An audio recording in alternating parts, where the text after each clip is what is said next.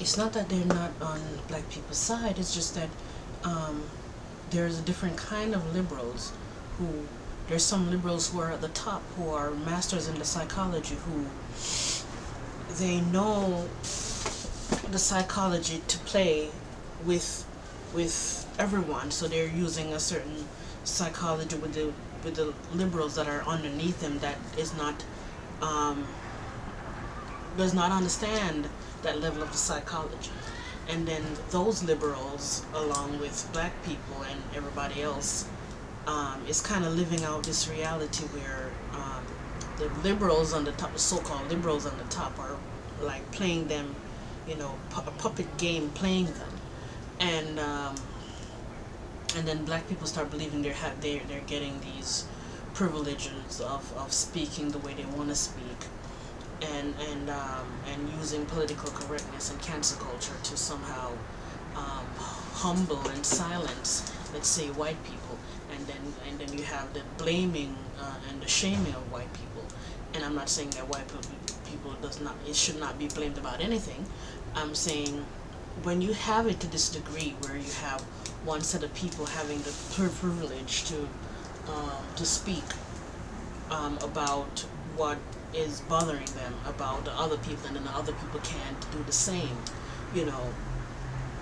And then you have this cancel culture stuff. It causes, in this case, white people start feeling extremely, extremely powerless, and extremely replaced, and extremely that kind of stuff causes them to become very angered, and it causes a lot of hurt, a lot of hatred with anger, and that's going to cause and then they cannot speak, and they cannot release this anger and speak how they really feel. So you have that anger, that hatred, that hurt, that powerlessness is being suppressed and festering, like on a subconscious level, um, and depending on the white person, it could be very subconscious, or it could be not so subconscious, or not subconscious at all. And so what you have after that is a built up of hatred and contempt and anger, you know, towards the black community from the white community. And it will take a white person or a white group that is brave enough to instigate and initiate some kind of some violence for it to turn into a race war.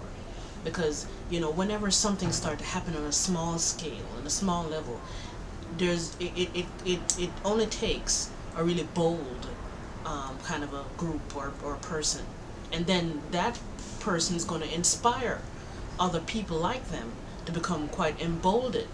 Okay, so his boldness emboldens other people, and then it causes the spiral of that same kind of energy, that same anger, and the same kind of actions taken from the anger to to escalate into something big, and to spread and become more widespread among other people like that. Meaning, if one white person or one white group become bold enough to initiate some kind of a riot war thing with black people, then you will have other white groups and more white people becoming emboldened, because when things start to become normal, it becomes normal and more normal and more normal. And you see, the people at the top, they know this, they understand this. You know, when something happened on a small scale, people see it, and then oh my, and then they're like, oh my God, and if they're doing it, I can do it too.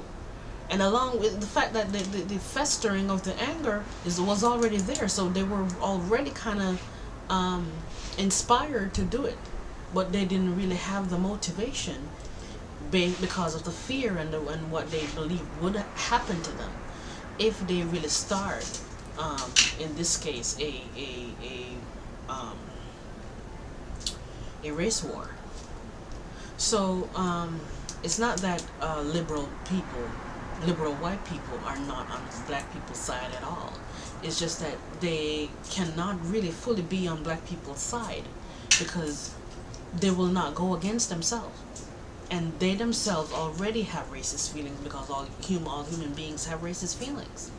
And so when you mix those racist feelings with the fact that there's new anger and new festering anger from feeling totally powerless and totally um, disempowered from political correctness and cancel culture and one-sided race pride coming from black people, you have a nice recipe for I mean, that's not what I'm saying. What I'm saying is these liberal white people also are very angered too, in a very silent way that is very, very suppressed. Okay?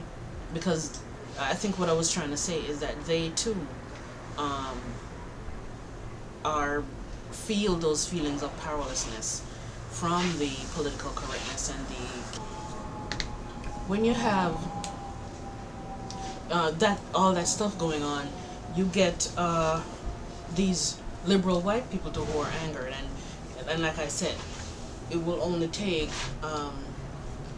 somebody to become emboldened. I'm assuming it would probably be like a white person or a white group from the far right. But even people in the far left and people on the left who are white are going to be emboldened too, to somehow to fight against black people, because they also have something festering inside of them that they are denying, racism inside of them that they are denying, because everybody's racist. It's not possible to not be racist. How are you going to not be racist in such a racist society, in such a racially charged world, where you come into an existence where you you belong to one group, and those people over there are not your people, and especially though they have their own culture, have their own ways, and then you are being trained to believe that your people were somehow discriminated against, and or your people are better than those people over there. And when you identify, if you identify with race and you see race, okay, your ego is going to be in a state of your ego is concerned. I don't even want to say ego, but let me say it this way. Your identity, when you identify with something, your psyche is going to cause whatever you identify with to want to be the best, to want to be number one, to want to be good and right and strong in every way, because you want that for yourself as an individual. Everybody wants themselves to be the best. Everybody wants them everybody wants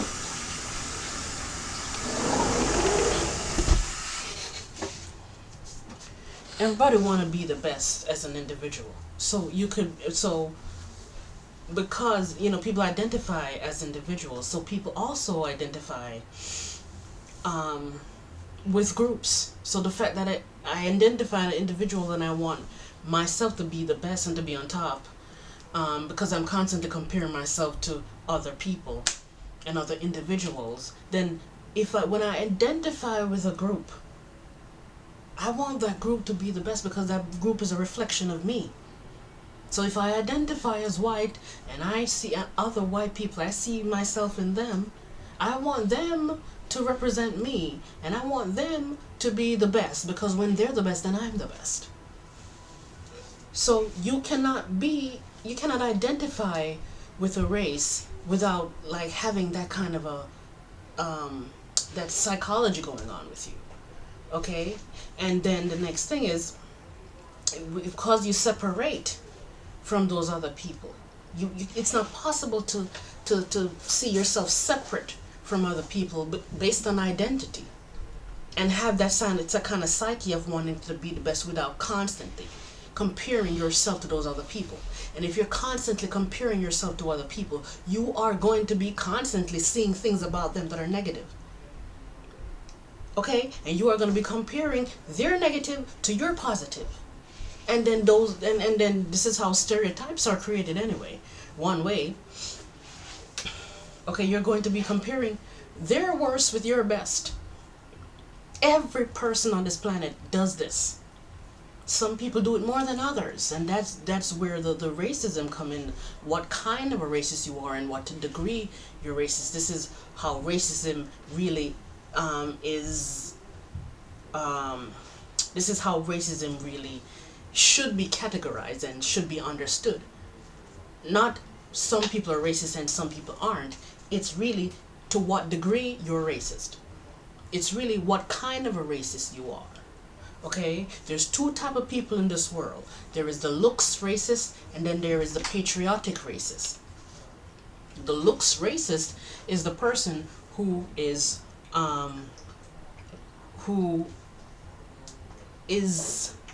more most of the times, and we all fall under this category. There is the people who everybody is both looks racist and patriotic racist. Some people are more dominant in one than the other. So the one that you're more dominant in is the one that you will be defined as. So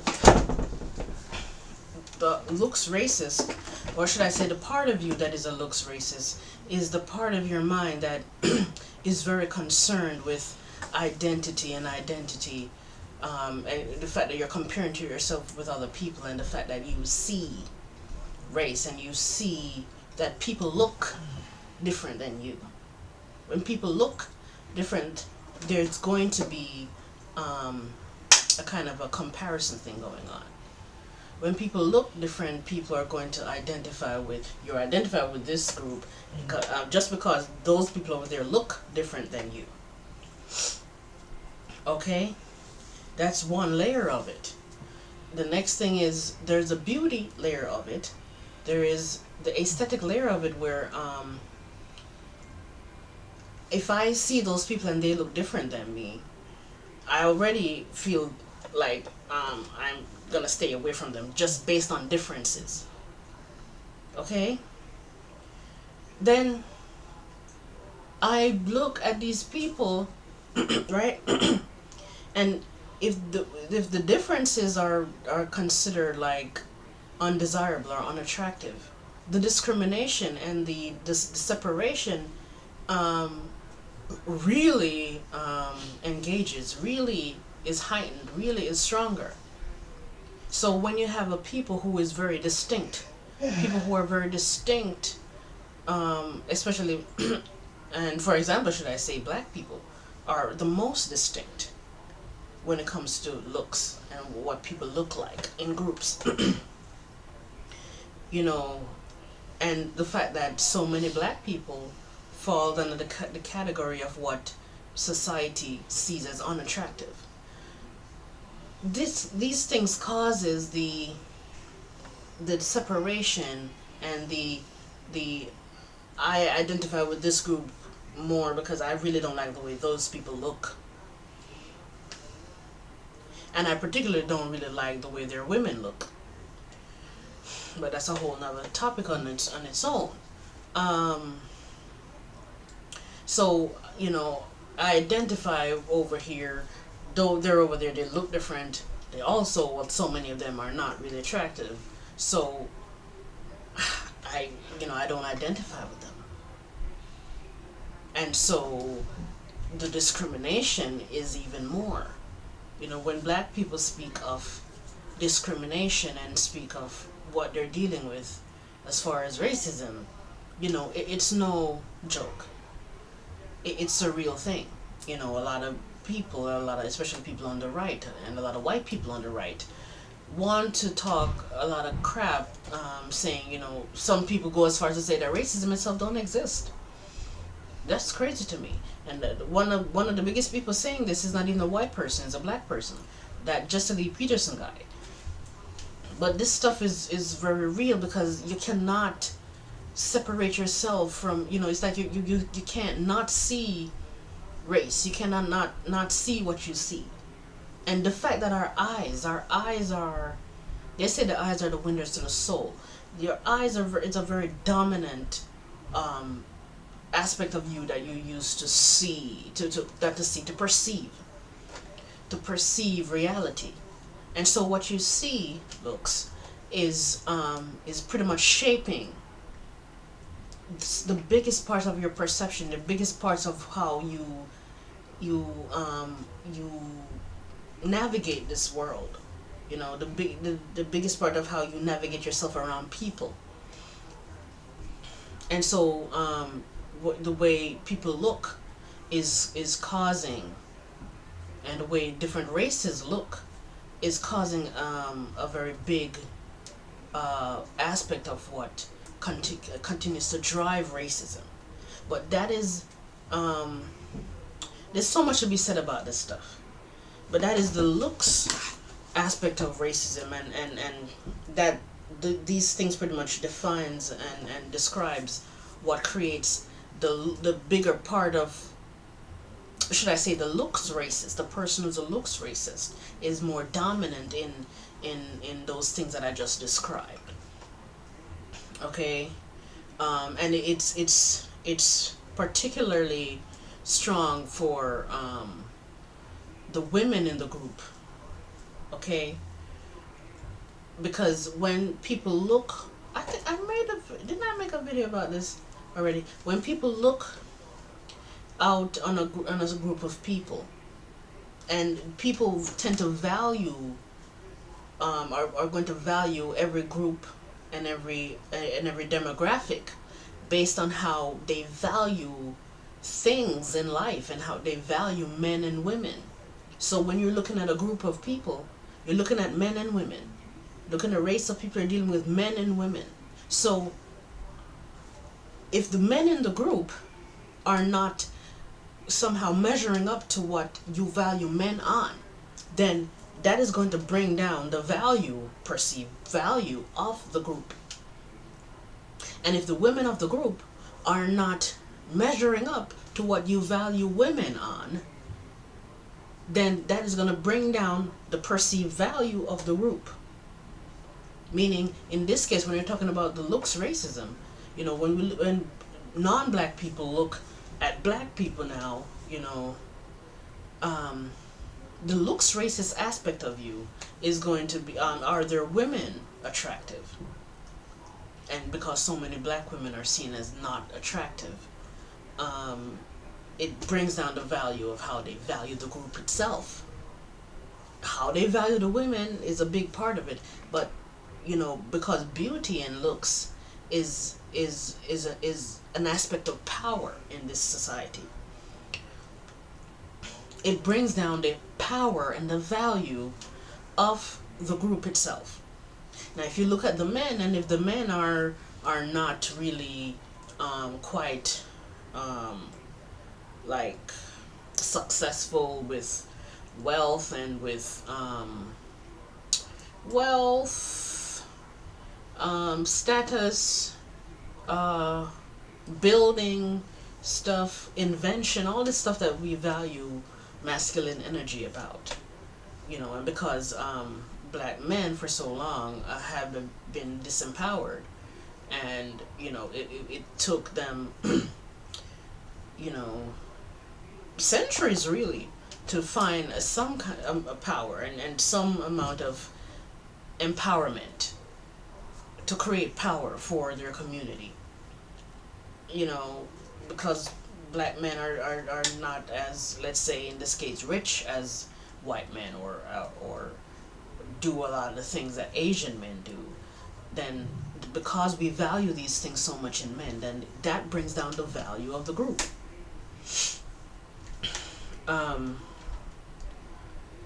This doesn't mean that black men don't excel in other areas. Sure, they excel in let's say athleticism, and they excel in music. Black people excel in music. They excel in arts and that kind of stuff. And a lot of black men are excelling in other areas that other races of men are excelling. But collectively, the way black men are perceived as is, you know, it's the image of the black man is more like a criminal, and the only thing they're good at is being athletic and making music and that kind of shit. And so, because people don't value those things as much as they value having a high IQ and and having having like inventing things and being scientists and being engineers and making airplanes and making all kinds of different stuff technologically, yeah, the value, the way pure people perceives black men value is not as high as they perceive white men value or Asian men value. So, these things, you know, um, help to shape the way people perceive the group. But what I was talking about first about the looks part, this is the looks area is the perception, and the mentality and the psychology around what creates the looks racist in people and what creates the looks racist people. Meaning everybody, the looks racist within people, everybody has that, but some people have it way more than others. So those people are the looks racist by what? By my definition. Um, really by definition, if it's not really a recognized thing yet, but it is a fact. The patriotic racist is, this is the other kind of racist, this is the other kind of person, is the people who are more on the right of things. You know, um, they are people who are they're very masculine driven, and it's a kind of a toxic masculinity for the most part. Um, these people are very driven by um, the way the way it's hard for me to explain this one. The patriotic racist is the one who believes that um, their country should be for their people. Okay, their race of people, and their race of people. It's all about race and purity in race and our country and pride and flag and this and that, and they're very masculine driven people. The patriotic racist, but they too are looks racist to some degree, and like I said, the looks racist is also patriotic racist to some degree. um, the patriotic racist is the person who, if you should talk to them about, uh, it's like if they should see an attractive black woman, they will not be so deeply phased by it. Whereas a looks racist, somebody who's a looks racist, they are going to be less racist towards a black woman. She's black, and the part of them that is a patriotic racist is seeing her race and is racist in a certain sense, from that perspective towards her and onto her, but that will not really be a dominant part of their interaction. The fact that this is how you have, even though everybody is racist, you have some white males and black females in relationships, because a lot of them, some of them, they fall in the category of being a looks racist. They find this attractive black woman, and and because she's an attractive woman, that becomes a thing that does not really stop him from getting with her. Whereas a patriotic racist, no matter how attractive the black woman is, most of them, maybe not even most of them, some of them will just not, the discrimination will still be there. Maybe it won't be as much as if she was unattractive, but it will still be there. They're not quite phased by her beauty that much. Whereas a looks racist, and some patriotic racists, uh, if you they will not get with a regular black woman who is just either average or unattractive. But if you put a really attractive black woman in front of them, because they're so immersed in beauty and looks, they're going to look over the fact that she is black, and the fact and be interested in her because she's attractive. Um, Whereas the patriotic racist, if he sees an attractive black woman, you see the patriotic racists, a lot of them, um, based on what the demographic that they're from, based on their backgrounds, and that background and what the background is made up of is a bunch of different factors that make up their background. But if you talk about a patriotic racist that is like a poor white person who lives in a trailer park or whatever, um, they a lot of them, they they have issues that is stemming from, let's say, the way they're perceived. A lot of them carry a lot of insecurity because they maybe they're not as rich as so many other white people, and they're not as well off, and maybe they're not as, they're not as wealthy, they're not as classy, they're not as, um, yeah, they're not in that class, and so they're carrying insecure. There's a bunch of other things too. I don't know if I should go into it in this video, in this content, but a lot of them are carrying some insecurities about some other things.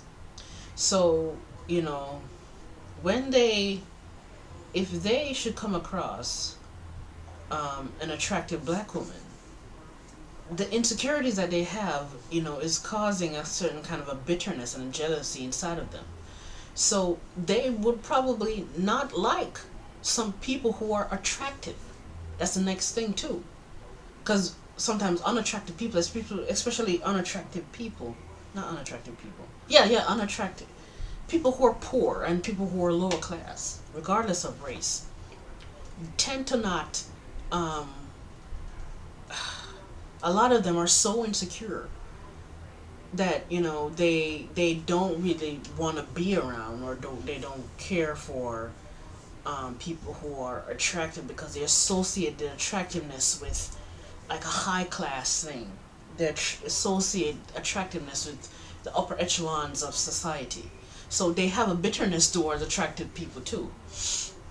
So when you're dealing with that kind of a patriotic racist, you know, they too, even if they're fazed by a black woman's beauty, they're not going to show it, because the bitterness that they feel towards people who are attractive, especially if it's an attractive black person or attractive black woman, you know, it's like there's a jealousy of this person, along with the fact that when people who are generally are seen as at being at the top, or their kind are at the top, the people who are at the bottom, they don't want to see above them, and so there's a bitterness of that too. Meaning, if you're used to being, if you belong to a race of people who always have privilege, or always who are seen as classy and wealthy, it's like a part of your mind identifies with that because you belong to the race. Let's say white people in this case. You're white, and white people are usually wealthy, and so because I'm white, even though I'm a poor white person, because I'm white, I'm supposed to have this, this privilege, but I don't. And so when I see people who have a privilege and have wealth, if I see a black person who is rich, or a black person who is attractive or whatever, I don't really like them, because there is a kind of a jealousy that I feel, that they are assuming a role that I don't want them to assume, because now the people who are supposed to be beneath me are not beneath me. So that's that aspect of it. So, it's like an attractive black woman is not really going to it's not even that they don't phase, or they have no impact on the mind of those kind of patriotic races. Is that the kind of patriotic races is not really going to be invested in trying to connect with somebody like that, because they have a bitterness and an anger towards them, because they feel a kind of a insecurity and a kind of an inferiority to these people. In this case, an attractive black female, where a looks racist. If we're talking about a white person who is a looks racist, a lot of them are more on the left, where the patriotic racists are, most of them are more on the right. The looks racists, most of them are more on the left. And you see this, Hollywood, and you see it takes the form. It's like people who are wealthy and attractive, they're a part of a certain crowd, and this is why, you know, um, something like Hollywood is more of a liberal crowd, because Hollywood is immersed in beauty and looks and wealth and that kind of stuff. And so a lot, you see liberal Hollywood, a lot of them fall under the category of being looks racist. And so you see them, you might see them hanging out with a lot of black people. Still, they will be more comfortable around the black people. The black person is attractive, and especially if it's a black woman. If it's a man, then if he's a rich black man, because people value men, and in this case black men, and they're gonna value him because he's rich, because he doesn't have to necessarily be. If he's attractive, that he has a value too because he's attractive. But people are more value men more on wealth and like status and talent and that kind of stuff. People value men also on looks too, but there's so I mean it's so nuanced, and it's so detailed. So like it's a bunch of intricate details that has a bunch of gray areas. It's not black and white at all. And I'm dying for the day that I could really, really go into this stuff and explain it. Um, and maybe that day is coming soon, because right now I feel pretty good about what I've been doing. I've been consistent with getting up every day and working out and meditating and praying and working on myself and coming up with ideas for content and stuff, and writing more. I need to write way more, but I'm writing more now. So what is it that I wanted to say again? I was trying to make a point before now. Yeah, so well, let me go back to saying this. So you see Hollywood and rich people, and and the kind of black people, let's say the white people, the kind of black people they accept. They're usually really rich black people and or really attractive black people, because like I said, it's the liberal people on the left more who fall in the category of being looks racist. The patriotic racists are more on the right. Okay, so what else can I say about racism now? I went from one topic to the other topic to the other topic. Um, so for these are just some of the things that I talk about with racism, and why people cannot not be racist. You couldn't avoid being racist if you try. Okay, we come into a society where race is a thing. Race is a thing, and we identify with race. It's just that people make race, being racist, should I say, evil. And if you make it evil, you cannot get healing from it.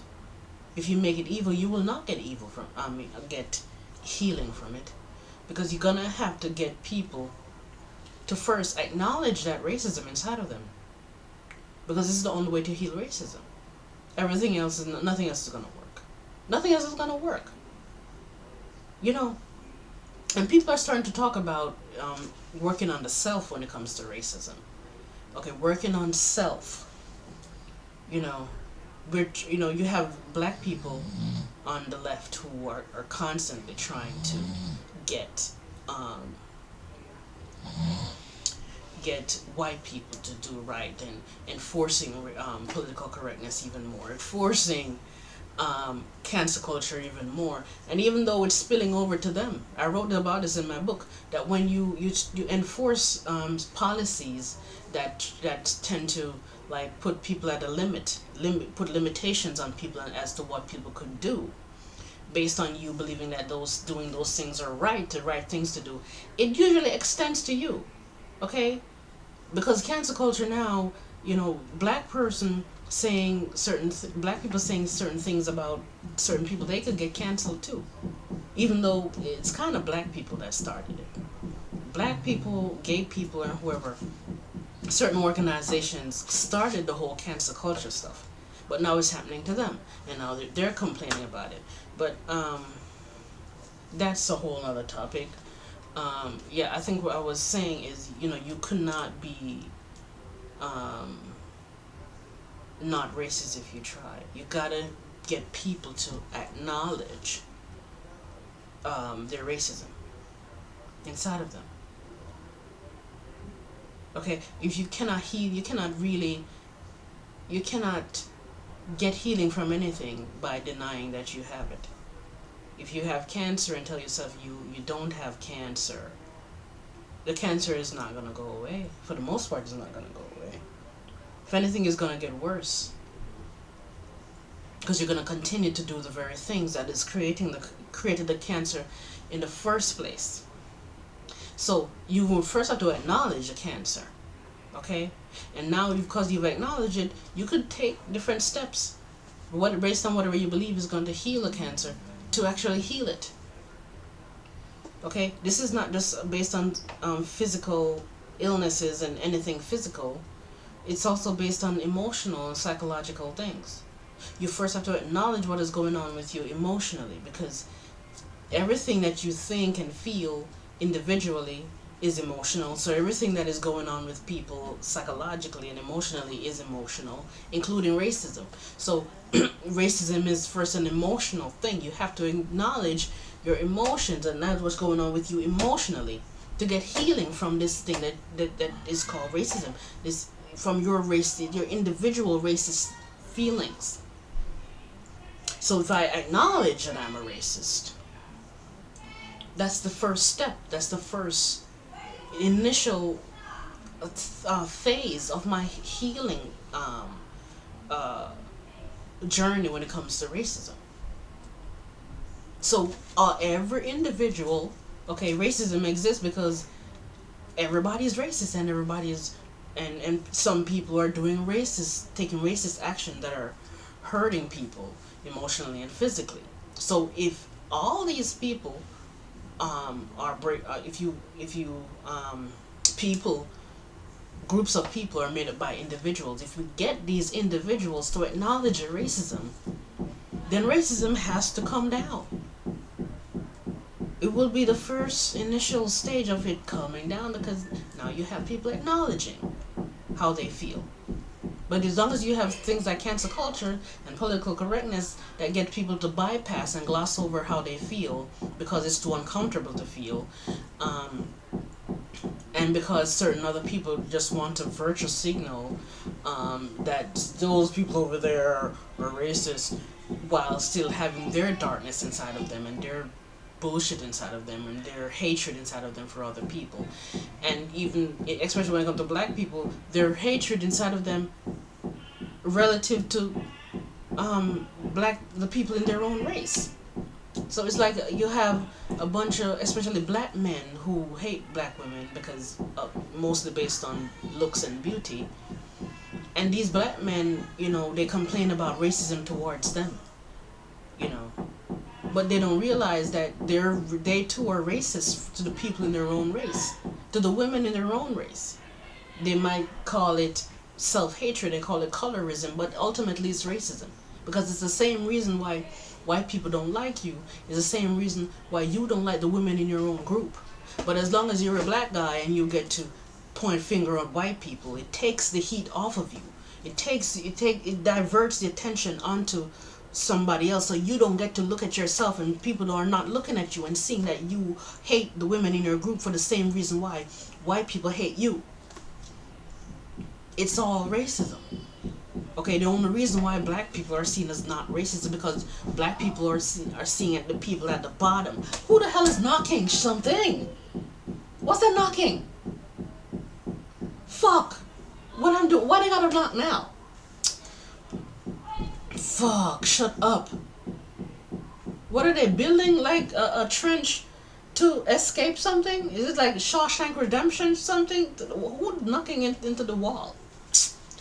Anyway, the only reason why black people are seen as not racist is because they're the victims of racism for the most part, which that is true, and also because they're at the bottom, and so their racism becomes an intra-racism because there's nobody under you to fuck with. There's nobody under you to discriminate against because you are the most discriminated because you are at the bottom, the perceived bottom.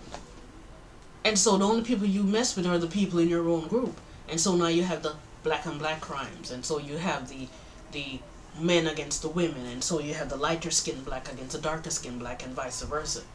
Because when you're at the bottom, you know, you can only fuck with the people who are at the bottom with you. Don't speak, Mom. Don't speak in my video. Okay? So, this a point I wanted to make before this person in the room started to talk. My mother said, "No, I don't remember what I was trying to say." Anyway, you know, black men, for instance, hate black women for the same, and black women have the people who they hate too. We're all made up of the same stuff. You know, black men hate black women. It's a really convenient thing to talk about it when it comes to black men. Hate black women for the same reason white people hate black people. A lot of it is based on looks, and like I said, patriotism. And in this case, it's based on looks for black men and black women. You know, they don't prefer the way black women look over women of other races. And so now they feel as though they feel extremely powerless because, like I said, beauty is an element of power for people. Okay, it's an element of power, and so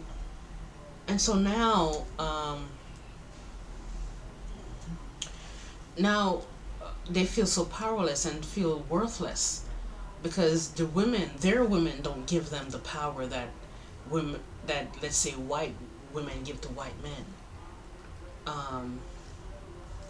Or some Hispanic women do for their men, and Asian women. I mean, me personally, I see more attractive black women than Asian women, but that's me. That's just what I see. But because Asian women, they have that white skin and maybe the straight hair, their features are similar to white people and to white women, so discrimination is not as much. So a lot of these black men, they feel extremely powerless because of that. They don't feel like their women give them power. You know, they're not proud of black women, so they hate black women for those reasons. It's just resentment, you know, along with the fact that they're forced to love black women. They're forced to, you know, you're supposed to be the people in your own race. And so whenever people are forced to do anything, and people feel this obligation to be with something that they don't want to be with, they resent that something because they feel this kind of this constriction. They feel a kind of they don't feel free. You know, people are, whenever something is causing you to not feel free, you're not gonna like it because you see that thing as something in your way of something that gets in the way of your freedom. Okay, and in a way it gets in the way of you getting loved and being loved and giving love. And so, you know, it's just like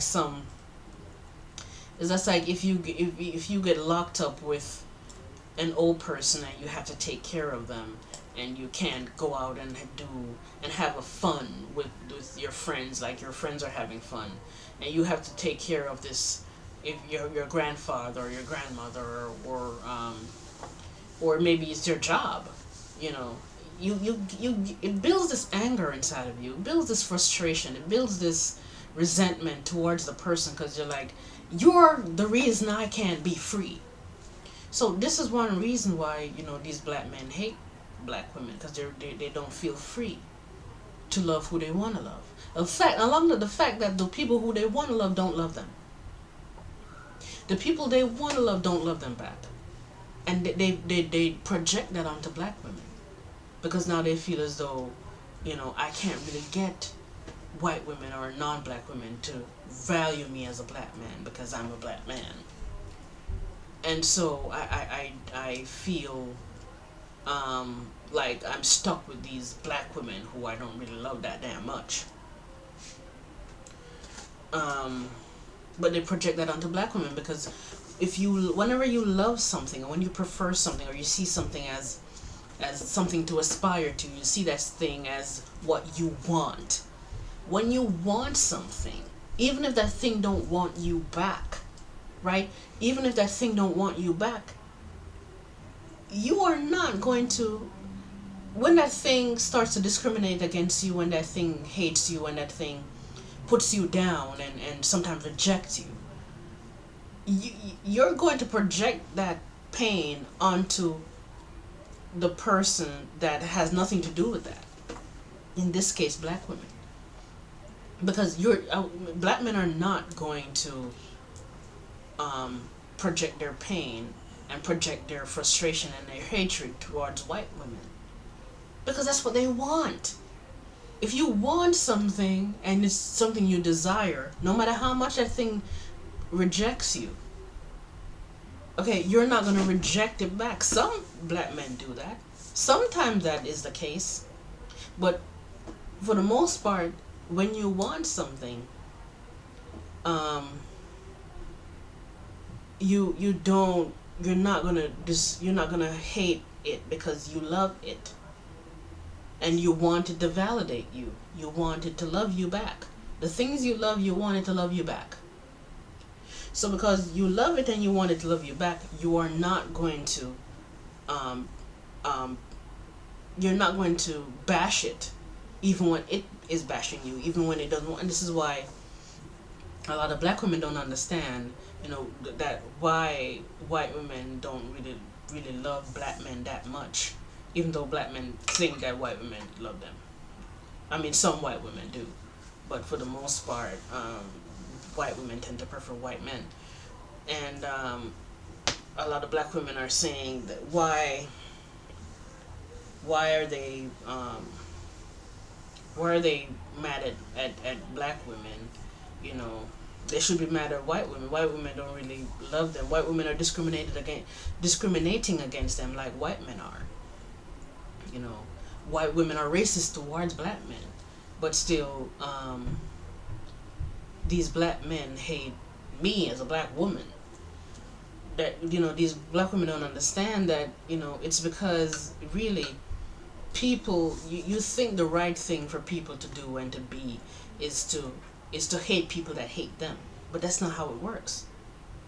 People want to believe that they hate the people that hate them, but you don't really hate the people that hate them. You hate the people you hate. You don't hate the people that hate you. You hate the people you hate. You hate the people that you believe are underneath you or should be underneath you. But the people who are sometimes abusing you are the ones you love, because number one, you see that abuse as a kind of a power, and you internalize it as, these people have this power over me. It must really mean that it must mean that they're more powerful than me, and then you want to side. People tend to want to side with the people who are against them, who are abusing them. It's like if you have an abusive parent or you have a parent that is always downing you. Sometimes in some cases you have the child wants to befriend that parent, and want to become get in the good graces of that parent, because that's a way to feel safe from that very parent. It's like if that parent is abusing me, I need to friend them up, so and do right by them and do the right things by them, and make them proud of me. So I will get the person that I want to love me, i.e. my parent, to to to love me back, and then I feel safe from their abuse. I get to be in their favor. And so the abuse won't be as much. I mean, there will still be abuse there, yeah, but the abuse will not be as much if I get them to be on my side. And this is the same mentality and psychology of of like the Uncle Tom, right? It's like they, you know, he is being abused by the same people who are abusing, let's say, the slave in the field. But the abuse is less for him because, he somehow kisses up to, you know the master. He kisses up to him, and or maybe the master just chose him to show favor to him for whatever reason. A lot of the times it's based on the fact that this black person is mixed with master's blood, and so he's a lighter skinned black person, and so the master sees himself in him, and then he treats him different than the darker skinned ones.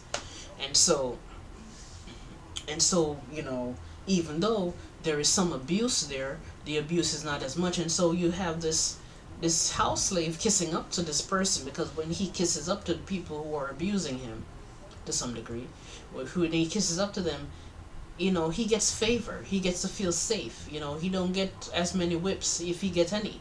He don't get beatings. He don't get have to sleep out there in the field, or in the outside house. He sleep in the main house. I mean, he don't get the same treatment as the white children, or get the same treatment as white people, but he gets a better treatment than the darker ones. And there you go with the racial hierarchy. you know people don't want to Some people don't want to acknowledge that there's a racial hierarchy, that somehow Asians and Hispanics and Indians are seen as higher on the ladder than black people are. And the racial hierarchy again is based on color and skin tone, and also based on looks, and it's based on everything that we value is based on IQ. It's based on who is considered smarter. It's based on who is considered richer, as a group, who is considered more progressive. Not progressive as political progressive, but progressive as in successful as a group.